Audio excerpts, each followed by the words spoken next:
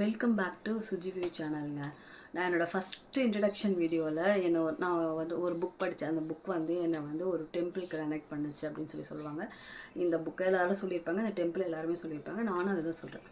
எந்த புக்கில் அது பொன்னியின் செல்வன், கல்கி எழுதின பொன்னியின் செல்வன். அது கொண்டு போய் நிறுத்தின இடம் தஞ்சாவூர் பெரியாண்டவர் கோயில். ஓகேங்களா?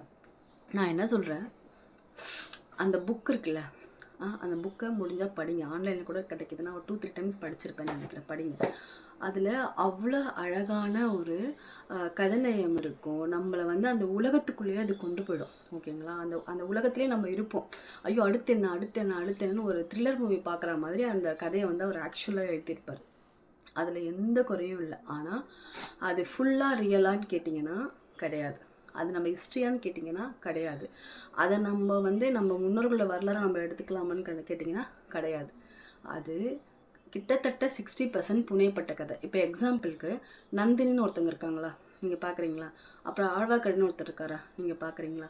ஆதித்த கரிகால்னு ஒருத்தர் வந்து ஒரு ஒரு அவரை வந்து கிங். அவர் ஆக்சுவலாக அந்த கிங் வந்து எப்படி இறந்தார் அப்படின்ற ஒரு ஸ்டோரி போர்ட்ரேட் இருக்குது பார்த்தீங்களா? அது முழுக்க முழுக்க உண்மையே கிடையாது. இது எல்லாமே புனையப்பட்ட கதை.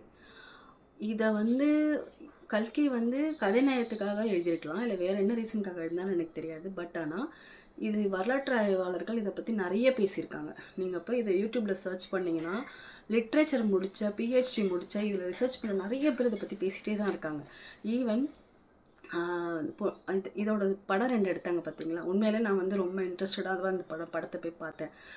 புக்குக்கும் அந்த உண்மையான கதைக்குமே பாதி நமக்கு கனெக்டிவிட்டி கிடையாது. இதில் நிறைய விஷயங்கள் வந்து தியேட்டருக்கெலாம் வந்து சேஞ்சும் பண்ணியிருக்காங்க. அது படத்துக்காக பண்ணியிருக்காங்க. ஸோ நான் என்ன சொல்கிறேன், நம்ம பார்க்குற எதுவுமே ஒரு புக் இருக்குது, அந்த புக்கை நம்ம படிக்கிறோம், அது நம்மளோட ஹிஸ்ட்ரியோட கனெக்ட் பண்ணுது. இப்போ அது வந்து தஞ்சாவூர் பெரிய கோயிலோட கனெக்ட் பண்ணியிருக்கு. அதில் வந்து எந்த வித மாற்று கருத்தும் இல்லை. ஆனால் அது முழுக்க முழுக்க உண்மையானு கேட்டிங்கன்னா கிடையாது. நம்ம கொஞ்சம் தெளிவடையணும். கொஞ்சம் எல்லாத்தையும் வந்து கொஞ்சம் ப்ராட் மைண்டடாக பார்க்கணும். சரியா? ஸோ இதெல்லாம் பார்த்தா தான் இதில் இருக்க மெல்லிசான அந்த உண்மை நமக்கு புரியும். உண்மையான வரலாறு நம்மளால் புரிஞ்சிக்க முடியும். ஓகேங்களா? இப்போது இதில் எனக்கு இன்னொரு ஒரு சந்தோஷமான விஷயமும் இருக்குன்னு சொல்லலாம். என்னென்னா, தஞ்சாவூர் பெரிய கோயிலை பற்றி நிறைய பேர் நிறைய விஷயம் பேசியிருப்பாங்க. எனக்கும் சில விஷயங்கள் தெரியும். பட் ஆனால் இந்த தஞ்சாவூர் பெரிய கோயில் இருக்குல்லங்க, நிறைய கோவில் இருக்குது நம்ம ஊரில். தஞ்சாவூர் பெரிய கோயிலை விட பழமையான கோயில்களும் இருக்குது. ஆனால் நம்மளை டக்குன்னு கனெக்ட் பண்ணுற விஷயம் அப்படின்னா எனக்கு வந்து தஞ்சாவூர் பெரிய கோயில் தான். ஸோ அதில் எனக்கு 2 ஆச்சரியமான விஷயம் என்னென்னா, நம்ம சோழரோட இது இருக்கு இல்லைங்களா, அதுக்கப்புறம் நிறைய சோழ பரம்பரை மாறுச்சு, அதுக்கப்புறம் நிறைய கிங்டம் மாறுச்சு. ஆனால் நல்ல வேலைக்கா யாருக்கும் அதை அழிக்கணும்னு தோணலை, இல்லை அழிக்க முடியலன்னு எனக்கு தெரியல. அது ஒன்று. அதனால தான் அந்த பிரம்மாண்டம் இன்னும் நின்றுட்டுருக்கு. அதை நம்மலாம் ரசிச்சுக்கிட்டு இருக்கோம், அதை பற்றி நிறைய பேசிக்கிட்டு இருக்கோம். 2வது விஷயம், ராஜராஜ சோழன் அவர் இருக்கார்ல, அந்த பொன்னியின் செல்வன் சொல்லப்படுற அந்த பர்சன், அவருக்கு எப்படி தோணுச்சு, ஒரு ஃபோர்காஸ்டிங்காக அவர் யோசிச்சு இதை நம்ம டீட்டெயிலிங் பண்ணி வைப்போம் அப்படின்னு எப்படி தோணியிருக்கும், இதை நம்ம எழுதணும், இந்த மாதிரிலாம் விஷயம் நடந்திருக்குன்னு. ஏன்னா கல்வெட்டு நிறைய இருக்குது அதை சுற்றி. ஓகேங்களா? நம்ம எவ்வளோ டெம்பிள்ஸ் பார்க்குறோம், ஆனால் எல்லா டெம்பிள்ஸ்லையும் கல்வெட்டு இருக்கானா இருக்காது. ஒரு 50-40% டெம்பிளில் தான் வந்து நமக்கு கல்வெட்டுகள் இருக்கும். ஆனால் தஞ்சாவூர் பெரிய கோயில் நிறைய கல்வெட்டு இருக்குது.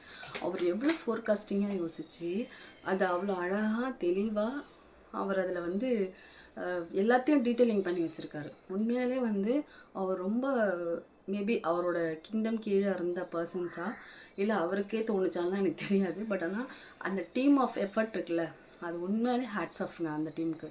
உண்மையாலே சொல்கிறேன், அவங்க பண்ண வேலை வந்து நம்மளுடைய தமிழ் வரலாறை மேலே மேலே வந்து நம்மளை பேச வைக்குது. இது இப்போ கரண்ட்டாக இருக்கிறதையாவது நம்ம பாதுகாப்போம். அட்லீஸ்ட் இப்போ கரண்ட்டாக ஒன்று கண்ணு முன்னாடி ஒன்று நிற்கிது.